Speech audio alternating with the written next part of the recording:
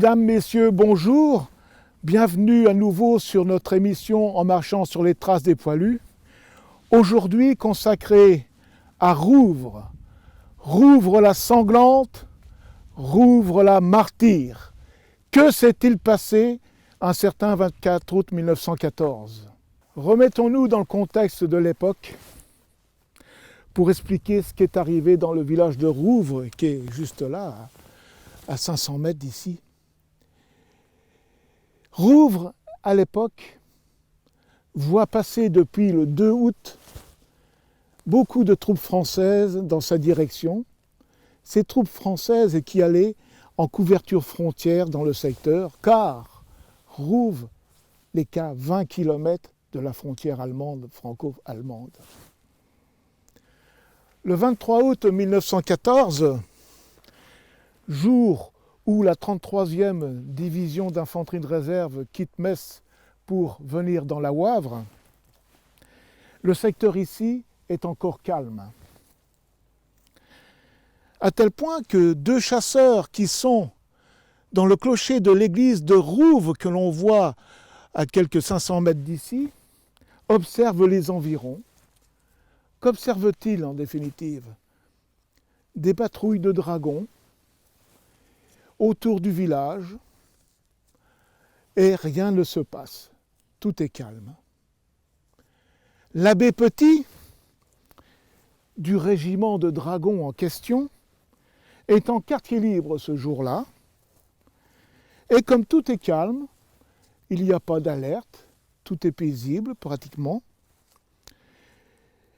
Il officie à l'église du village de Rouvres, il donne la messe dominicale aux villageois et aux soldats qui veulent bien y assister. Le 24 au matin, à 8 heures, nous avons toujours nos deux sentinelles en observation dans le clocher, qui ne remarquent rien à l'horizon, sauf des patrouilles de reconnaissance du régiment de dragons qui est dans le secteur. Puis,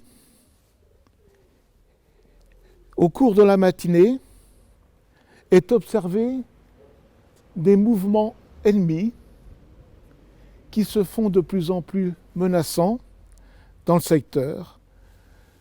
C'est le déferlement du 130e régiment d'infanterie de réserve allemand qui arrive du côté de l'An-R.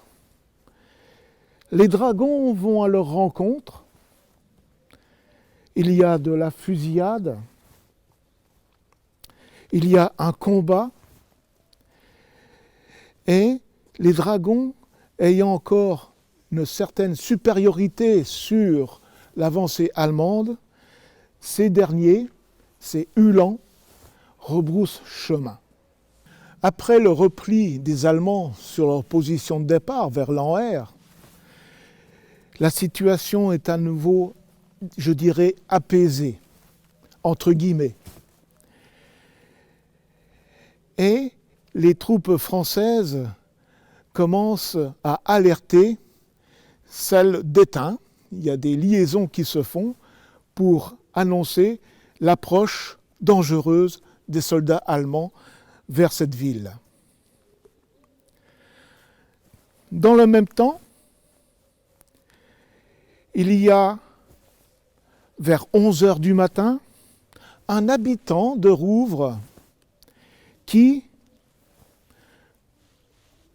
revenant peut-être des champs, de son jardin, de son potager, arrive dans le village et annonce qu'une masse noire commence à déferler sur Rouvres. Mais, se dit-il, en rencontrant des villageois, les Allemands n'ont qu'à bien se tenir. J'ai les soldats français qui sont en train de faire bloc et qui vont sans doute les empêcher d'aller plus loin. Que n'avait-il dit par là ? Les Allemands rentrent dans le village de Rouvres à 11h45. Les soldats français étaient partis sur Étain, ou sur le bois de Tilly, ou sur Hamel, ou voire Ornel. Le village est exsangue à ce moment-là de troupes françaises. Le colonel allemand, commandant ce régiment de réserve, qui finalement sont des pères de famille aussi, ce sont des gens d'un certain âge. Ils n'ont encore pas connu le feu, sauf à Noménie pour certains d'entre eux, lorsqu'ils ont rencontré de la résistance de nos troupes françaises qui se sont battues vaillamment dans le secteur là-bas. Ils rentrent dans le village, c'est l'heure du déjeuner, les gens sont à table.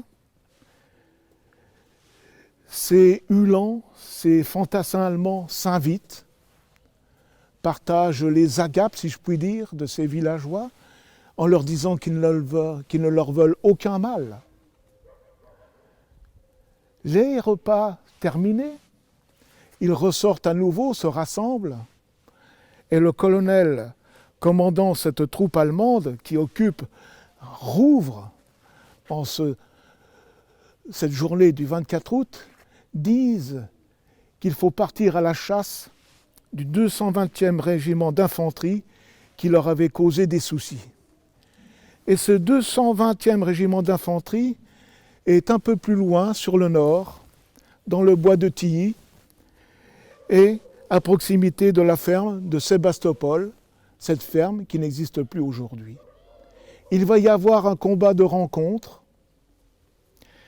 Les Allemands vont être bloqués par ce fameux 220e régiment d'infanterie qui les empêche de passer. Les Allemands bloqués sur place vont faire intervenir leur artillerie très performante, non seulement sur les positions françaises, mais également sur le village de Rouvres. Et là commence l'horrible massacre des villageois de Rouvres. Après cette déconvenue des Allemands à la ferme de Sébastopol et retenus par le 220e régiment d'infanterie, et après le bombardement qui dure environ 1h30 sur le village de Rouvres, alors imaginez-vous 1h30 de bombardement intensif sur un village de 600 et quelques âmes. Donc beaucoup de maisons sont déjà pratiquement détruites. Et c'est dans ces ruines, vers 13h30, que les Allemands vont rentrer à nouveau. Et là, soi-disant, selon le colonel de l'époque commandant un des bataillons du 130e régiment d'infanterie de réserve, entendent des coups de feu partir de quelques fenêtres de maisons de village encore debout. Il se dit, tiens, j'ai affaire à des francs-tireurs. Aucune pitié pour les francs-tireurs. Comment les déloger ? Tout simplement avec brutalité, avec la manière forte, sans coup férir. Les soldats allemands reçoivent comme consigne d'aller chercher les habitants dans leur propre maison, de les sortir dehors et finalement de les châtier, de les punir, de les fusiller sur place. C'est ainsi que beaucoup de villageois, des vieillards, des femmes, des enfants, des hommes sont traînés hors de leur maison et à peine sortis que des fusillades éclatent. Quel crime de guerre, n'est-ce pas ? Tout ça pour supposer qu'ils auraient entendu des coups de feu claquer de certaines maisons, alors que finalement, ce n'est pas du tout ça la réalité. Voulait-il déjà se venger ? Il faut dire aussi qu'au début de cet après-midi, beaucoup de ces soldats allemands avaient de l'ivresse en eux. L'ivresse de la rage, mais l'ivresse aussi d'abus d'alcool. Est-ce qu'il faut comprendre, humainement parlant, que c'est par rapport à cela qu'ils en sont arrivés à effectuer un tel carnage ? Toujours est-il que beaucoup de villageois vont tomber sous les balles ennemies.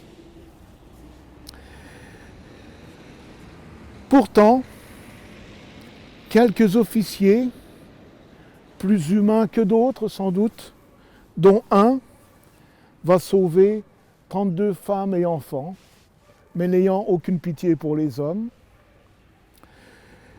Ceux-ci seront emmenés d'une façon contrainte et d'une façon, disons, assez violente vers le village de Lanher, où ils séjourneront quelques heures.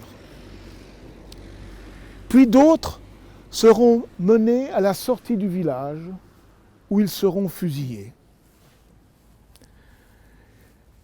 À savoir que lorsque les Allemands commencent à pénétrer dans la Wavre, d'autres villages sont concernés, comme Lanher et ainsi de suite, comme Moiville, comme Temeneronville et ainsi de suite, du côté de Conflans. Eux aussi sont partis en exode, et il y avait déjà arrivé dans le village le 24 août 30 personnes étrangères au village, qui seront également passées par les armes. Alors, au soir du 24, le village est presque exsangue de sa population. Certains réussirent à s'échapper pourtant, mais sont vite rattrapés et fusillés sur place à nouveau. Et d'autres, avec plus de chance, ont réussi à s'exiler et iront partout en France, en gros, une cinquantaine de villageois qui réussissent à partir. Ils seront accueillis notamment, je pense, en Savoie, dans le village de Bossé, où 3 familles, qui pourront témoigner après-guerre, seront donc hébergées par ces braves Savoyards, la famille Mangeot, la famille Thomas et la famille Julien, qui reviendront ici après-guerre constater le désastre. Le désastre a été tel que, à l'issue du bombardement, ayant encore incendié le village, ayant tué les animaux même qu'ils rencontraient, les vaches, les cochons, ayant même brûlé les récoltes de ces braves paysans de ce village de Rouvres, ils vont s'apercevoir d'un désastre énorme. Sur 150 maisons que comptait le village, seules seront miraculées 2 habitations et cette église que l'on peut dire miraculée de cette confrontation pendant la guerre de 14-18. Pour revenir au 24, lorsque les Allemands amènent d'une façon contrainte et forcée certains habitants au village de Lanher, pas très loin d'ici, à quelques 4 kilomètres, un lieutenant allemand dit au maire qu'il avait entre ses mains « Monsieur, je vous donne la vie pour que vous ayez l'horreur du crime que vous venez de faire commettre, vous êtes le seul responsable. » Je me mets à la place de ce personnage, entendant cette effroyable phrase. Quelle inhumanité parmi cet officier allemand, qui est pourtant un peuple civilisé d'habitude. Et puis nous arrivons au 25, où ce village martyr, ce village sanglant, va être délivré de la présence allemande par le 361e régiment d'infanterie, qui va rejeter hors de ce village cette horde sauvage. Tant et si bien que les Français réoccupent le village et redonnent espoir aux habitants miraculés, ceux qui prétendent encore peut-être y vivre. Et puis, pareillement à Étain, que nous avons vu précédemment, ils reçoivent l'ordre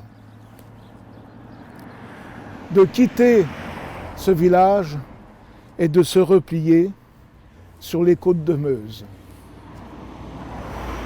Cet ordre étant arrivé le 25 au soir,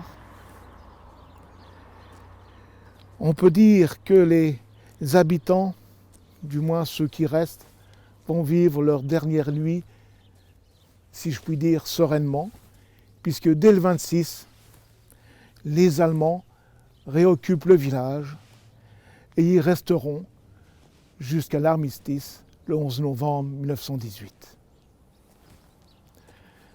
À l'issue de la guerre, les villageois qui avaient réussi à partir reviennent, et c'est là, finalement, qu'ils apprennent la totalité du désastre de ces quelques 70 fusillés, parmi eux des enfants, et nous retrouverons, enfin, quand je dis nous retrouverons, portés disparus 40 citoyens, dont on perdra la trace à tout jamais. Alors à l'issue, la municipalité, pour rendre hommage et en souvenir de ce massacre odieux, ce crime de guerre qui finalement ne sera jamais puni, car ces officiers allemands seront jugés en Allemagne après-guerre. Ces officiers donc seront, et après enquête bien sûr, car une enquête sera ouverte, ces officiers seront jugés en Allemagne et ne seront pas du tout inquiétés. Seront-ils blanchis pour autant? Mais toujours est-il qu'il n'y a pas vraiment de punition évidente à leur égard. Je vous remercie, mesdames et messieurs, à une prochaine fois.